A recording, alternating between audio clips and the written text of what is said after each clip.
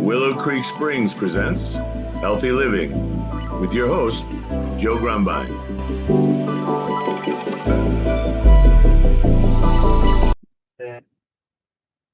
Hello, and welcome to the Healthy Living Podcast. I'm your host, Joe Grumbine, and today we have back with us very special guest, Dr. Robert Hoffman. Robert, welcome to the show again. How are you doing today? I'm doing fine, Joe. Always happy to be on your show. Well, It's a privilege and a pleasure. Well, the privilege and pleasure is all mine. Thank you. Tell people you're in no small way responsible for me being here today. All right. In all You're now Joe 3.0. Exactly. I take it. I'll take it all day long. So today I've got a lot of things I want to talk about that have to do with maybe some of our listeners, in particular, people that have cancer. And you're the head of a nonprofit organization called Anti-Cancer Incorporated, right? Anti-Cancer Incorporated is a for-profit organization that doesn't make a profit. I got it. But we also have the Robert M. Hoffman Foundation for Cancer Research, which is a true 501c3 nonprofit. All right. I wasn't aware that there was two different. Well, anti-cancer is effectively a nonprofit. I understand. I've got a couple businesses like that myself. But help me break even. That's all we want. Exactly. So you have literally spent the majority of a lifetime. 61 years in research, Joe. 61 years. So you've been That's more than a lifetime of Joe. Exactly. You've been researching cancer longer than I've been on this planet. Yep. And I think to myself, all the things I've done in my life and all the things I've learned and experienced, and I think to myself, you focused a huge amount of that 61 years to this one topic. So in my opinion, you're quite an expert in the field. And well, Joe, and thank you for saying that. But regarding cancer, in my opinion, nobody's an expert. I get it. And that's important. That's part of the problem. Exactly. Maybe that is the problem. It's a huge piece of it. And that's part of what I want to share, because you have been doing nothing but this for this huge amount of time, and that's your experience, is that nobody's an answer. Nobody has the answers. No, but we have some solutions. Yes, indeed. And we're getting more, and we have some answers. But, right. I can't tell you what we don't know, but I think it's huge. And I think what we know compared to what we don't know is a very small fraction. I agree. And that's one of the things I want to address, because I have people, now that I'm the cancer guy. You sure are. There's no cancer guy like a cancer patient. Well, I'm glad to be the cancer guy that's alive and kicking and still trying to help. But I have people that will send me articles all the time, as you probably do as well, that are like some guy telling me about how he cured cancer. And most of the time what I see is some decent diet, but almost always there's some keto element to it, where these guys are eating protein and substantial amounts of protein. And I think to myself, it's got to be a specific scenario where your cancer went away for whatever reason, who knows what, and you attributed it to these things that you did. But we know from our experience and your vast experience, my year and a half's worth of experience, that there are certain things that absolutely help cancer rather than hurt it. And one of those things is feeding it a bunch of protein. And well, Joe, here's my thinking. These people that report to you unlikely occurrences, we don't rule them out, but they're unlikely. Right. One-offs. There's no science behind it. Right. It doesn't mean it didn't happen. Right. Agreed. I would say unlikely. And I say this, you know, there's a huge amount of noise out there and not a whole lot of signal. And I think we really need to focus on the signal. These guys that give you the one-off that seems unlikely, the heck with them. And I think we need to really just keep focusing on the science and going from there and all this stuff. Well, I read this guy's book, Dr. John. I read in the book, and Dr. John says, you got to restrict the glutamine and blah, blah, blah, blah. And that kind of stuff it's quackery. And so all these people that write the books and tell you what to do to get better from cancer, hey, you go read PubMed and live on PubMed. Not everything on PubMed is right, but that's where all the science is. Not all science is correct, of course not, but that's where people should live and forget all these books and these experts and all this. They don't know what they're talking about. And for those of you listening who don't know what PubMed is, it's a clearinghouse of peer-reviewed, published articles, and it includes things like studies, it includes trials, it includes case studies like mine. My case is on there as a case study, but it has to be published in a peer-reviewed medical journal prior to even being considered for PubMed. Is that correct? Well, the PubMed considers what they put on by journal. Some journals are not qualified yet. So no paper in those journals goes on. PubMed right now is pushing 42 million papers. It is run by the National Institutes of Health. It's a government website. Right. And it's a national treasure. And how many articles from the best-selling novel, latest cured cancer book are in PubMed? 0. Oh, that's what I thought. And I think it's important when you talk about PubMed and I talk about it that I use articles from PubMed so that I can approach a physician, an MD, a doctor who will not listen to most people about most things. But when I hand him a published article that came from there, they look at it every single time and they consider it. And, like you said, all science isn't right. We learn science is a system of trial and error and of trying to repeat something over and over again and prove that it's real.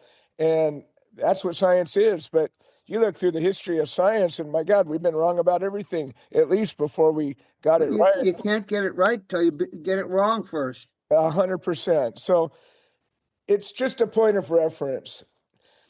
Okay, that was first point I wanted to make. The second point I wanted to make, and I just did an episode on my own about this. I get people that reach out to me now 2-3 times a week, and they'll either have somebody that they know that has cancer or themselves. And usually it's already progressed to a point where they're, stage 4, metastasized, their cancer is starting to spread or it's already spread, which means they're already in a very difficult position. An impossible position? No, but a very difficult position.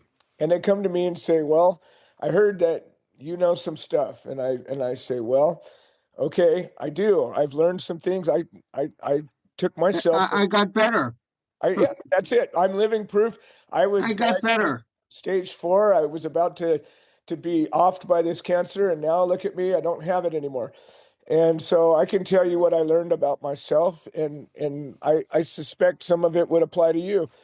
And I start there. And when I start to talk about how I approached it, the first thing I get into is the diet. I think it's the most important factor in this. And when I start to talk it's the about most important factor in health. exactly what you put on your mouth your mouth gets converted into the everything materials of your body. Exactly. It's everything. And I have people that are, stage 4 metastasized cancer, and they're drinking fruit juice and eating candy bars and just eating cheeseburgers and just doing things that make no sense to me. But when I start talking about, I've got hope for you, I think to myself, if somebody came to me with hope, kind of the way you did and the group did, I stopped what I was doing and listened. I stopped what I was doing and took copious notes. I stopped what I was doing and did my own investigating over the top of what they told me. And then I went and took action. And I took it to the doctor and I took it to the other doctor. And then I found a doctor that would do what I needed. But most of the people that I run into after 5, 10, 20 minutes, or usually they'll spend an hour telling me their story. And when I start to tell them mine, I can sense them kind of glazing out. And there's something about when I tell them, like, you have to take agency of your health. And change your lifestyle. Exactly. And most of them I don't ever hear from again. And every one of them I invite to the call on Sunday, and we talk about this call over and over again, but I want to keep talking about it because I think it's one of the most important tools we have. Every Sunday at 4 p.m., a group of anywhere between 15 and 40 or more individuals get on a call, a Zoom call, and these are people from around the world. There's always at least a couple of physicians on there, Dr. Fox, Dr. Exume, and there's number of other doctors that are cancer survivors that are currently dealing with cancer but alive. And these are incredibly intelligent people that have a wealth of experience of their own, and they're researchers on top of it. These are people that know the human body. Like, blow me away when Dr. Exume starts talking about mechanisms and things that I'm just like, whoa, these are brilliant people. And then we have people like Gene and Shihiro and Scott and Lee and all these other people who have survived cancer for years and are still here, and they're managing it. People don't realize you don't cure cancer, you manage it. You get it under control, you get it to not be a problem, and then you keep it that way. But you don't disappear it. We don't know what that even means. And these are people that have tried every kind of remedy. You got people doing ivermectin and herbs and oxygen therapy and all these different things. And we agree that certain things work for different people. They're all on methionine restriction, Joe. Correct. What else they try, they're all on MR. Exactly. And so this one factor of restricting your diet of methionine, and most of them, if not all, are on methionase, which removes the little methionine that you end up putting in your body with even eating the good foods. And then they stack on top of that a number of different various things. It might be chemotherapy, it might be immunotherapy, it might be radiation, it might be a hormone therapy, it might mean, there's all these different other, generally they would be considered first line standard of care actions that a lot of people go, oh, I don't want that, I don't want that. I was one of them. But when you combine the diet, fasting, oxygen therapy, all these different things together, chemo, and the chemo, and the radiation in certain cases, and the hormone therapies, and all these other things, you're finding these dramatic results. And people that were diagnosed terminal, Dr. Exume was diagnosed terminal 4 or 5 years ago. And he's still out there wailing away on it. We've had a number of people that have reversed, metastatic. Scott was metastatic throughout his body. Yeah, they postponed their trip to the hospice. And literally, they're at the point where the doctor's like, well, there's nothing more we can do for you. And it's true. I know. Nothing more they can do. Exactly. And most It doesn't mean nothing more can be done, but they reach their limit. Okay. Right. And I think most people, like we've talked about, when they hear that from the doctor, they throw in the towel. The doctor says you got 3 months to live. Well, he's probably right because you bought it. And in order for me to help somebody, in order for you to help somebody, in order for even this group to help somebody, the thing that people need is the will to not just survive, but to thrive, the will to overcome this obstacle. And it has to be the most powerful will. It needs to be the same drive as a teenager's sex drive. It needs to be that powerful where it's the only thing you think about and you do what it takes to get what you want. And I think if anybody can get anything from this podcast, it's my plea to you.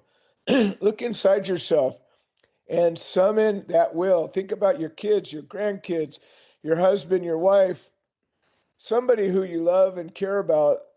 Don't you want to be there for them? Don't you want to be there and find some reason to dig in hard and do the hard work and without it you're not going to there's not a chance. So that was kind of my little spiel, but I just really want to remind everybody the link is in the show notes of this podcast. Every episode, you can join us at 4 o'clock Sunday Pacific time every week. I'm there every week, and it doesn't matter what else is going on unless physically I'm not able to come. It's that important. And if you want to tell your story, you can be anonymous, you can be open public, however you want, but there's such a vast wealth of experience and knowledge on this platform. I think it is one of the most incredible tools that not enough people use. Your thoughts? Yeah, I'm totally in agreement, Joe. Uh, I guess I haven't been involved with patients long enough. It's very hard for me to understand why everybody's not like you. Little crazy. Yeah. And, I get many inquiries. I get one or two a week. Oh, send me methionine. I said, well, we need to talk first Right. about your cancer, this and that. Most of them, that's the end. When I ask, let's set up a Zoom or a phone call, I don't hear from them again. Right. And the rest that do it, maybe 1 out of 10 will, okay, come aboard, if I can use that kind of term. Sure. That's it. It's so rare. Now, one of the reasons probably is methionine restriction is not, unfortunately, and it should be, but it's not mainstream. No. We knew we needed to restrict our methionine intake if we have cancer since 1959, when Sugimura just did his simple experiment with the rats. You take out methionine, you slow the tumor. You take out the other amino acids, you don't slow the tumor. I mean, it was, we knew this since 1959, and here we are. And it's not a conspiracy. It's just some things just don't get into the mainstream very easily. Some things don't ever get into it, even if they're right. Not one doctor I have talked to and that I mentioned what I was doing knew about it. Not one. Except Dr. Castro. Yes, Dr. Castro is the one exception. You're correct. And when I told him that, he smiled and says, "All right, that's good." He supported. He supported. He just referred a patient to me last night. Yeah. And I immediately responded to the patient. He's in the UK. I said, I'm free this morning for a Zoom. I'm free tomorrow morning as a Zoom. I haven't heard from him. Oh man. The guy has very malignant glioblastoma. He's all of 23 years old. Oh man. I don't know. I mean, if I were him, I would have responded to me in 40 seconds. But Castro refers him, and we still may hear. But even Yeah, wait, that's the whole thing. I would say a fairly good portion of Dr. Castro's patients get on board, but a larger portion that are referred to me and encouraged by him don't. Right. And I think it's that same thing. I think people are looking for a doctor to tell them what to do that is something that they can just follow along. The second a doctor gives you an outdoor assignment, says go talk to this guy and go do this thing, well, now you're on your own. You have to manage yourself. When you come to the doctor to get some kind of a treatment or a prescription, that's just, brainless stuff. And you literally, I think people, they take the responsibility of their health out of their own hands and put it in this doctor. And it's a fool's errand. Well, I want to get into some of the stuff that we've been learning. We've been talking about a lot of interesting things in the group. And one of the things that we've talked about is modulating a treatment.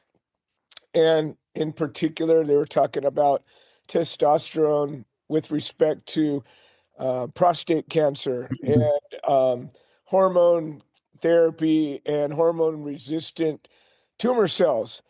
And what happens, I guess, is they'll give you a therapy if you got prostate cancer, and it'll work for a while. It might work for a good long while. It might work almost all the way. And then all of a sudden, out of nowhere, the levels will rise up again, and all of a sudden, it doesn't work. And they talk about the correlation of testosterone to the prostate cancer, and we don't know what causes We what. don't know. We don't know. But they observe and they make, speculations. And so there's a theory that says, well, if you introduce testosterone or allow the levels to rise and then take a pause on the hormone therapy for a while and then cycle back and give it the hormone therapy, they're finding some positive results with that. Why don't you get into that a little better? You can explain this a lot better than I Okay, can. Joe, it's not rocket science at all. So a cancer is not all one kind of cell. It's not all one kind of cancer cell. So by the time the cancer is detectable, we're probably talking about some billions of cells, usually. Billions, if not trillions, billions. So among those cells in the cancer, there's all kinds of different variations, among which are cells which are naturally resistant to whatever therapy. Some are resistant to X and some are resistant to Y. That's just the way they evolved by themselves. But usually those kind of resistant cells are in the minority, because in order for a cancer cell to become resistant, it has to make a number of extra things every time it divides to fend off whatever, to be a resistant cell. And so they don't grow as fast as the sensitive cells who don't make these extra factors on their cell membrane or whatever to fend off drugs. So the resistant cells in an untreated person are almost always in the minority because they can't compete with the sensitive cells, which need less energy and therefore can outgrow the resistant cells. Okay, so then let's say you're a prostate cancer patient and you're taking ADT, androgen deprivation therapy, which is basically zapping your testosterone. Okay, so all the sensitive cells, they can't hack it, they're going to die. They need the testosterone, they ain't getting the testosterone. So what do you have left? The cells that can grow without testosterone. These are very bad guys.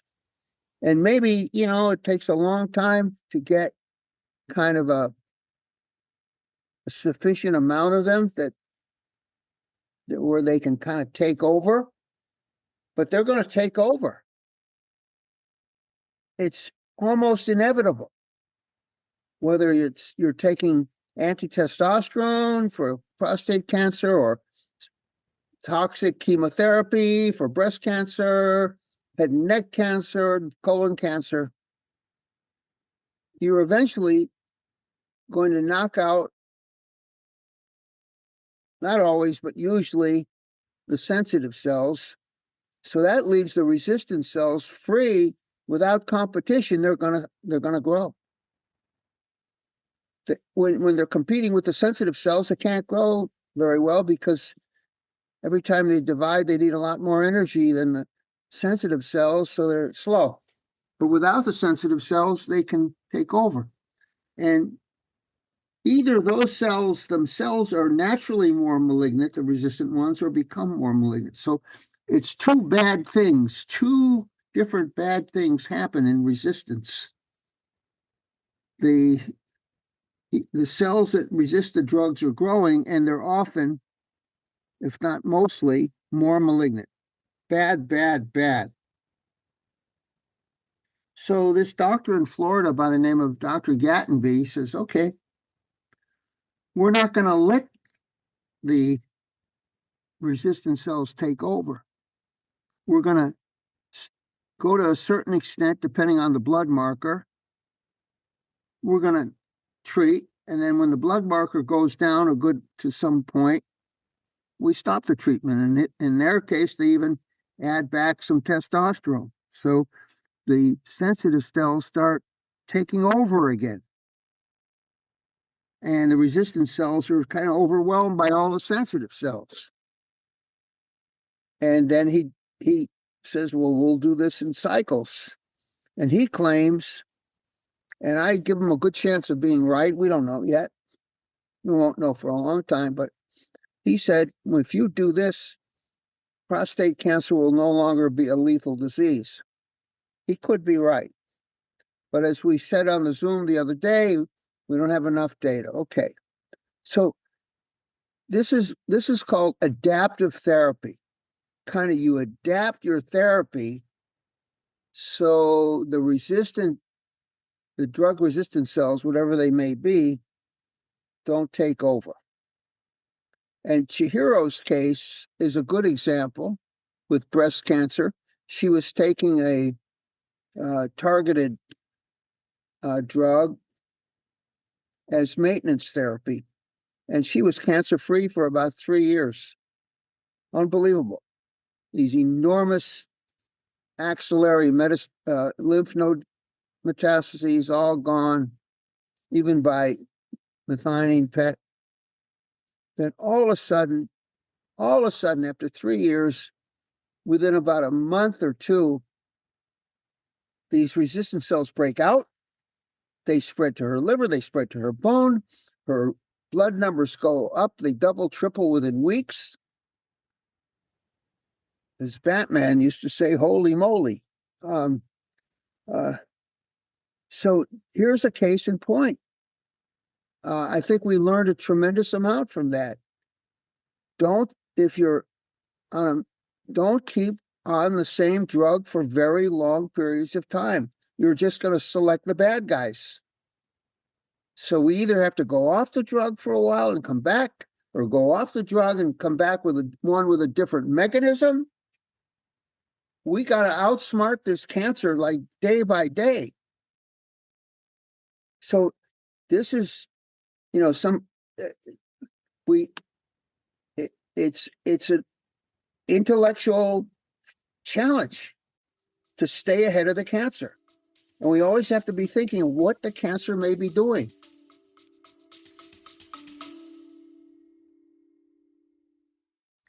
Hi, this is Joe Grumbine, and I wanted to share an update.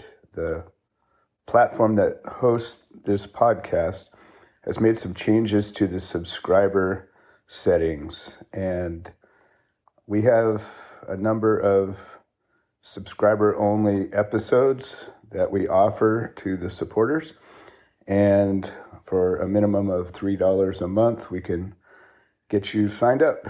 And if you're already signed up and you're having some kind of trouble locating these episodes in the other platforms, I would say maybe the best answer is to unsubscribe and then resubscribe. I'm sorry for the hassle.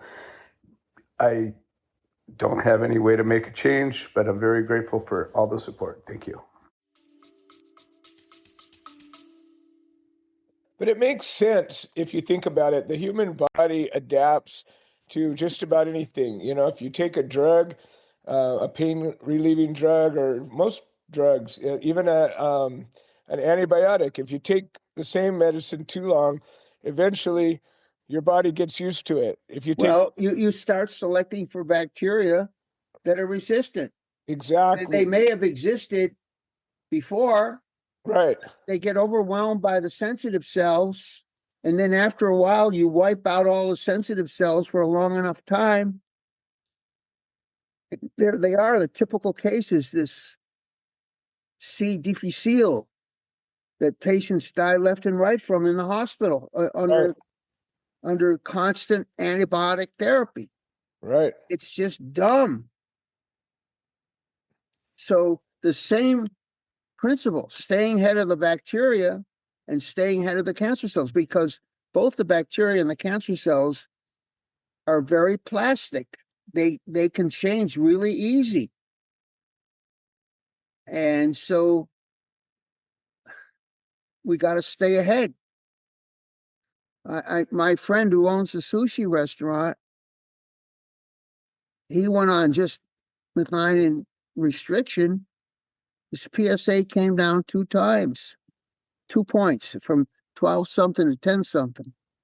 And he has a Gleason 9 tumors, nasty prostate. But all his friends, and many of them are doctors that come to his restaurant and stuff. Oh, no, no, no, you gotta get on this ADT, androgen deprivation therapy at least. Da, da, da. So he went on it.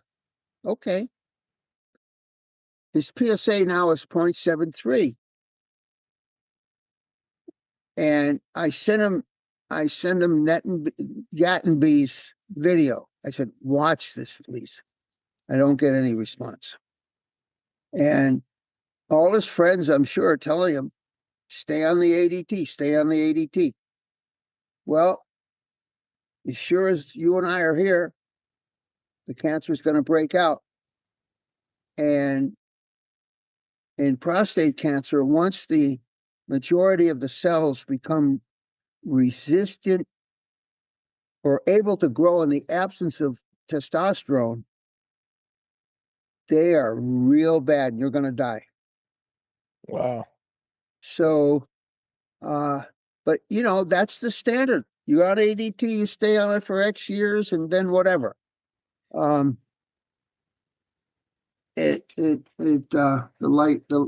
lights are doing what they do here. Hang on. Okay.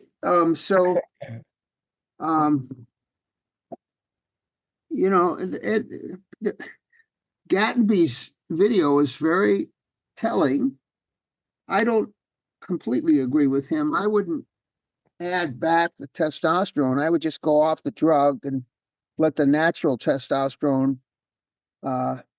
nurture the sensitive cells that were not growing in the presence of the deprivation of testosterone, the ADT. But that's all, we don't know. We think we have a good hypothesis and a good principle that Dr. Gattenby came up with, and we got a lot to learn, but I think it has a lot of promise in the principle of staying on the same drug. No way. But that's not in the guidelines. Oh, the drug is working. No, you're not going to go off the drug. It's working. Okay. And Chihiro is such a good example. She 3 years. I mean, there wasn't even anything on MetPet. Then all of a sudden, it's in her liver, it's in her bones, and the blood markers are doubling every week. And it's strictly that.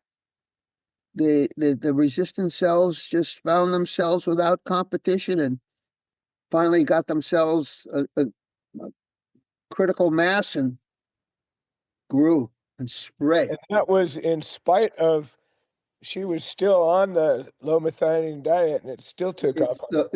Joe with very bad cancer, low methionine diet needs help, Right. Agreed. just And like that's with you.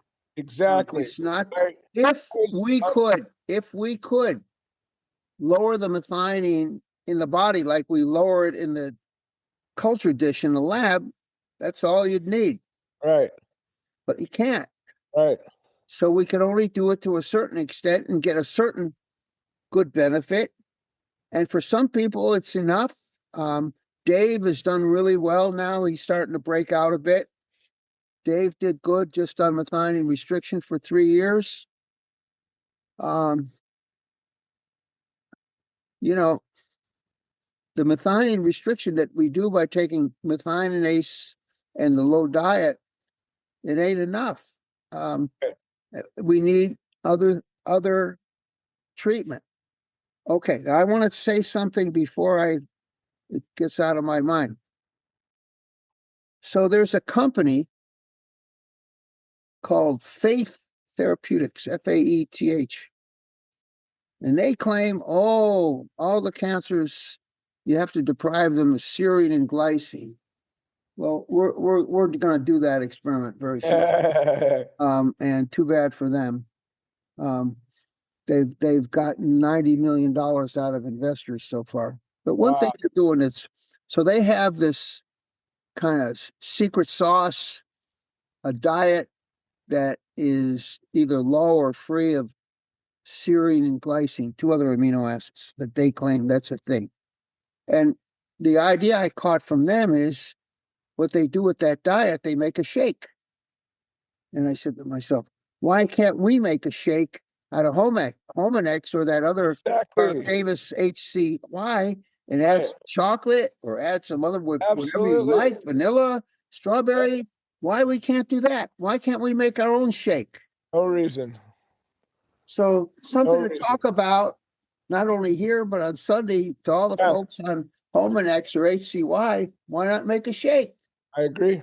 I think it's an easy way to take it down and add some more. Yeah, and add the flavors that you like. I mean, it's by itself, it's kind of eating chalk or something, but you put in what you like. I don't think there's much methionine in chocolate or whatever, vanilla. No. It's. I mean, it's whatever sugar's in there. That's it. But it's just like putting it in a smoothie. You know? Right. And then I think there's a way to get people, to go on the, the most efficient way to have a low methionine diet is to have it at Homanex or the other Park Davis stuff as a significant part of your caloric intake. Agreed. So maybe a shake can kind of get people going on it. Because any of these other aminos, like we already talked about the cysteine restriction and your experiment that dispelled that. And we're going to talk too. We're going to talk next week. There's no cancer-specific vulnerability to restricting cysteine or glutamine, and I'm pretty sure we're going to show that for serine and glycine, and even we've already shown it for glucose.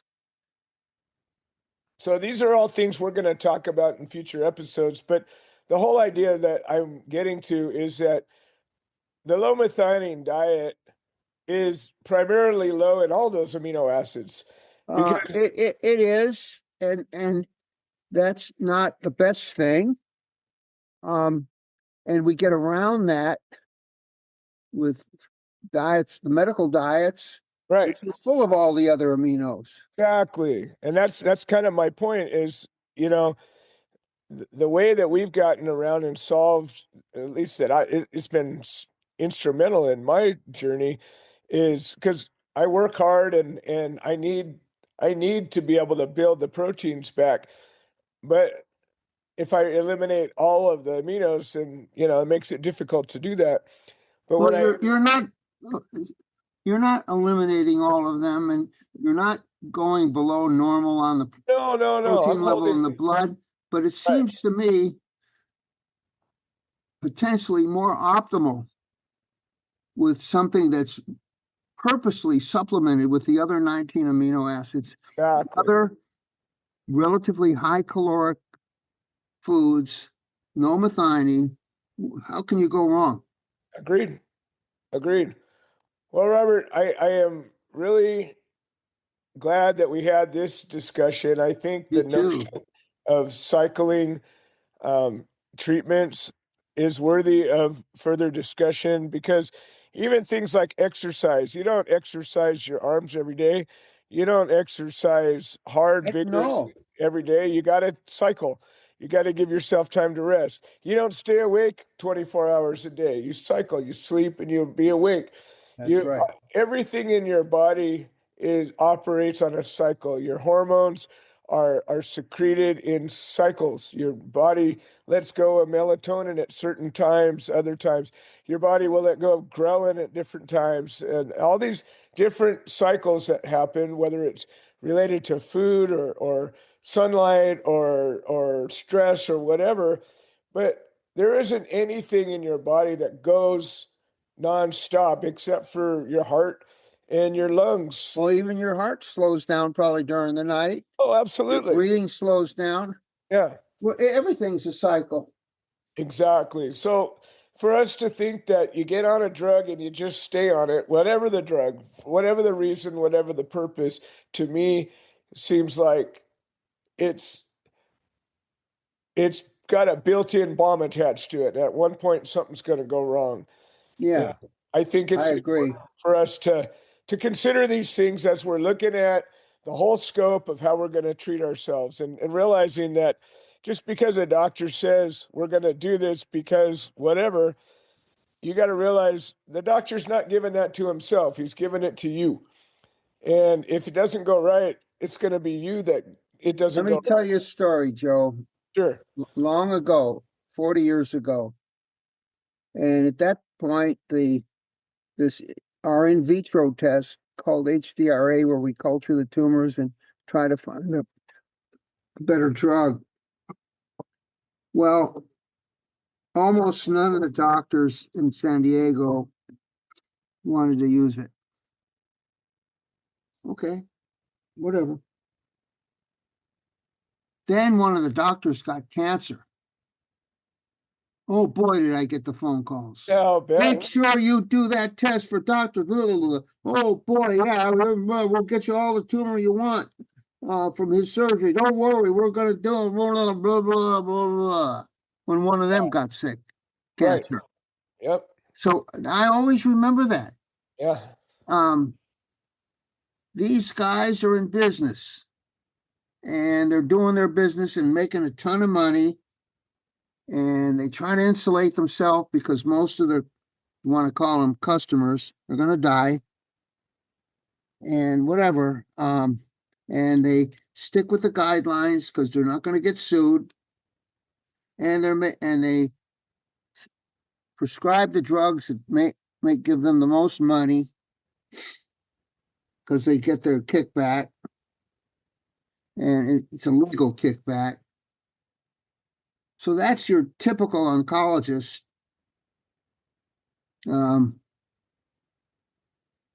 You know, the very atypical is Dr. Song, who's not only brilliant in the way he treats the patient, but his compassion as well. He's definitely the exception. I will continue talking about Dr. Song until my last breath. The guy I've never experienced a doctor that was so meticulous about every aspect of what he does. And even the Make sure you last, send him that Nature Medicine paper, Joe. oh, you bet I will. I've already got it printed out. I can't wait to show it to him. I don't know. I'm going to show him. I'll email him the Nature Medicine one. And then you bring him your own I'm case going to report. bring him my case Bring it to him. and Put it hand in his it to him. hot little hand. You bet. You bet.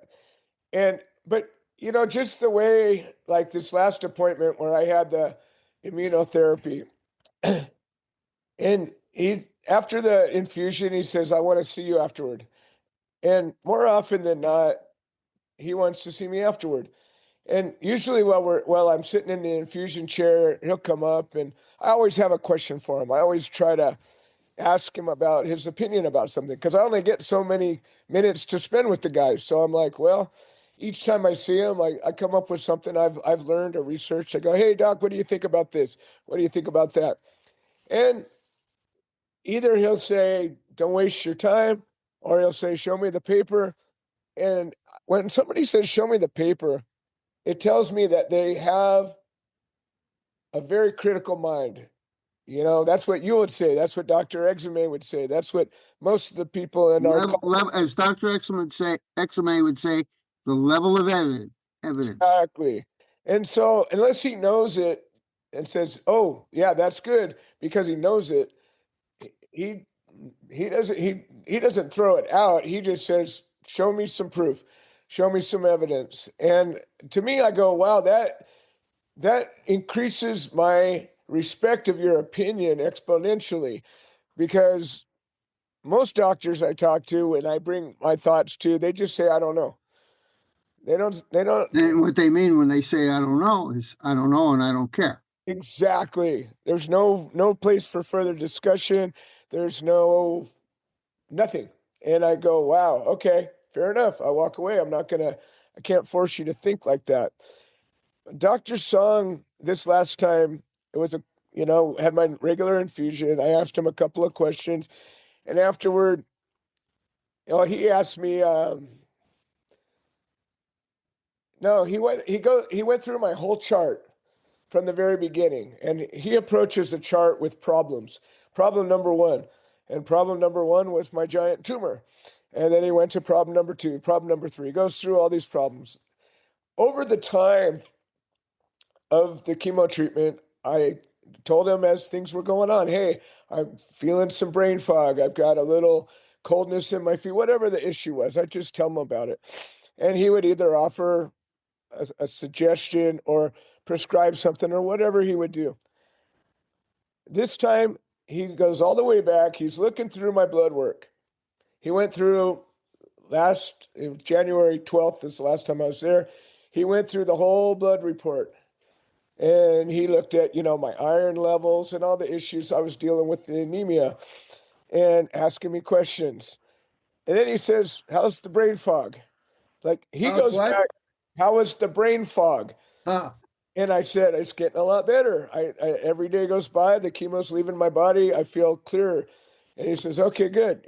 But no other doctor I've ever dealt with has ever gone back to something that we talked about previously that was not critical to my survival or whatever the problem of the moment was. I've never had a doctor come back and ask me about some little ancillary issue that was going by and know that they actually care about it. This guy is one in a million. There's no question. Yeah, he is. Well, Robert, we have gone on a little bit long today, but it's been a great. But another thing, Joe, just to end it with, he asked you about the methionine. What about that enzyme? I know he did. He brought it up to me, and that was in the beginning of the conversation. And I was like, usually the first thing goes, hi, how are you doing? Any problems? Everything's good. Then he punches me with the needle. This time he was like, what was that enzyme again? And I was like, oh, he's thinking about it. Well, you bring him your case report. I know, exactly. I can't wait. Hmm.